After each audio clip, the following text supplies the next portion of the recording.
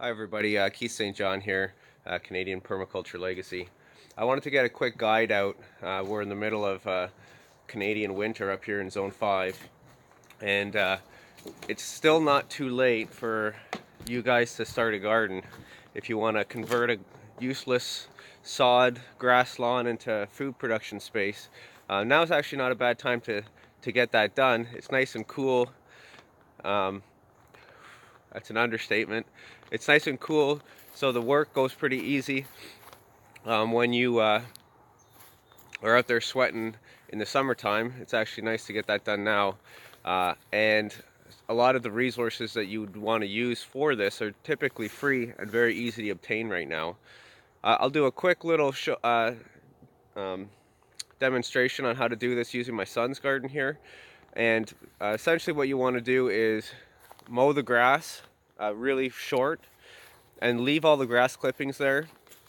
You can remove the grass if you want, but we're actually going to take advantage of the fact that we have a bunch of biomatter there with the grass and the root systems of the grass, and we're going to leave that there to feed the soil microbiology that we depend on for our gardening.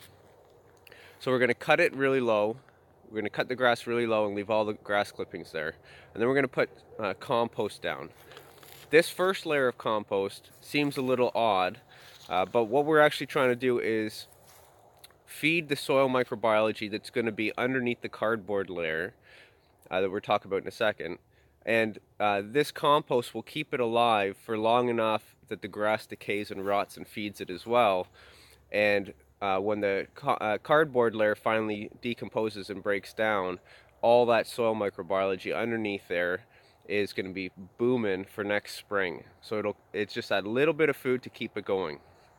Then we need to smother the grass. So we already put a little bit of compost down. That'll kind of smother the grass. It'll also kind of feed it.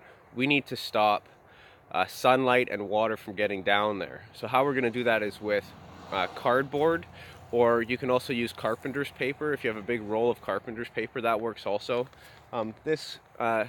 This garden that my son and I did, two sons and I did actually, we put cardboard down. We use cardboard that I just pick up on my way to work. If I see somebody bundling up a bunch of cardboard that's a nice big pieces without a lot of tape on them, because you got to remove all the tape, it's a bit of a pain.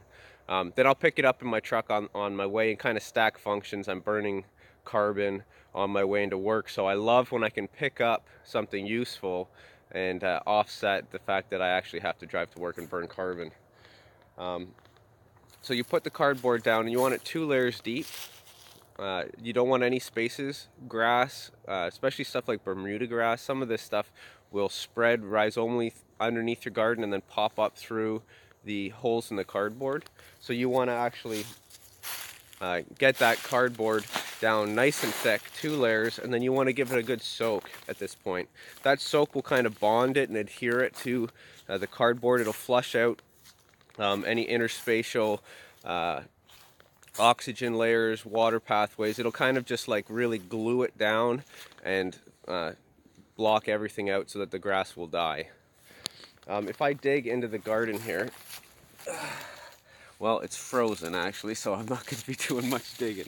I was really hoping I could show you guys a little bit of the cardboard, but it's all frozen. On top of the cardboard, I put down compost, more compost, a solid inch, 2 inches, 3 inches at this point. Manure is good, compost manure. I put in my biochar that I make. There's a biochar video that I put up on how to grow biochar. So I put that in there as well. And then on top of that, I like to put shredded leaves, especially in the fall, this time of season. It's a little too late for that. Like, I still have some leaf bags over here that I can use for other gardens. But shredded leaves are really great because they break down super fast. They'll get that flush of initial fungal mycelia network growing. The mushrooms love the leaves and they'll eat it up really fast. So shredded leaves will decompose really quick and they'll get that mushroom inoculant into your soil. This is really important. And then I put wood chips down on top. You can't overdo it with the wood chips. 6 inches to 8 inches. If you want to go a foot deep in the first year, that's even fine. Now the only thing with the wood chips is that a lot of people will actually make a huge mistake and they'll till them into the soil. We don't want to till at all, ever, because we don't want to kill the soil microbiology. But especially for wood chips, we don't want to till it into the soil because we don't want them to tie nitrogen up.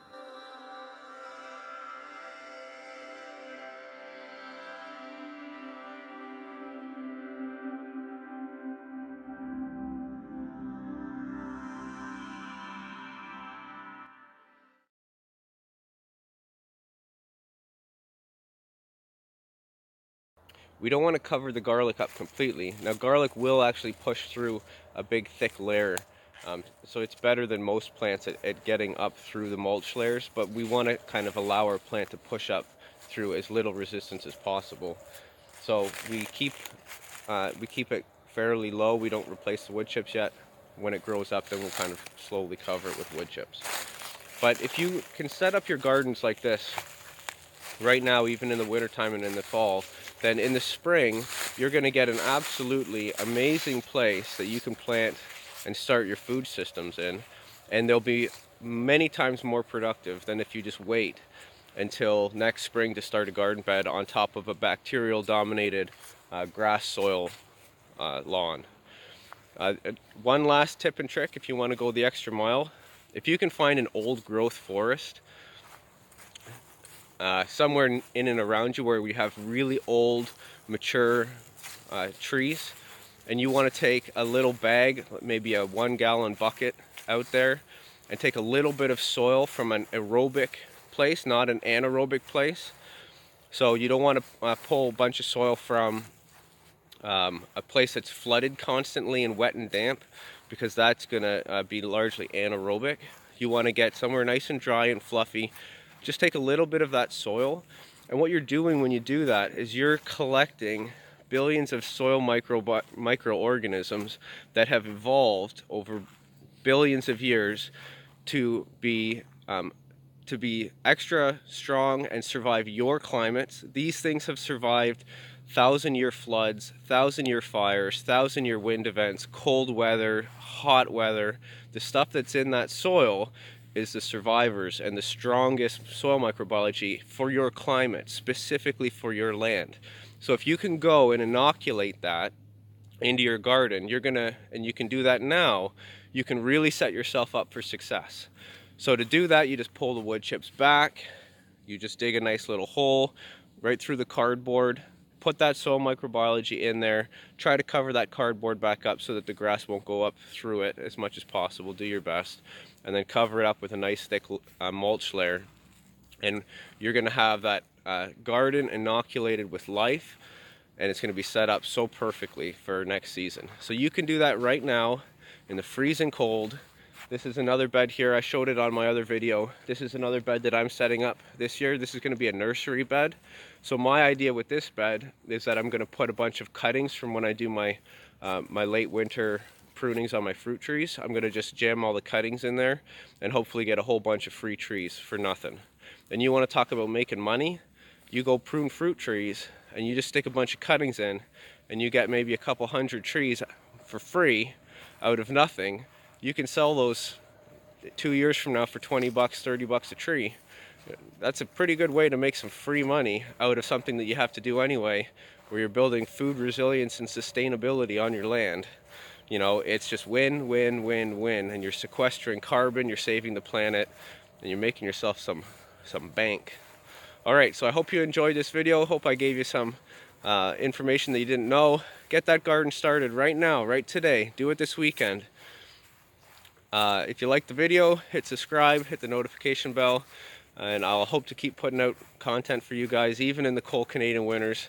I have a lot to talk about. Let me know if there's anything specific you want me to talk about, and I'll try to make a video on it. Thanks for watching.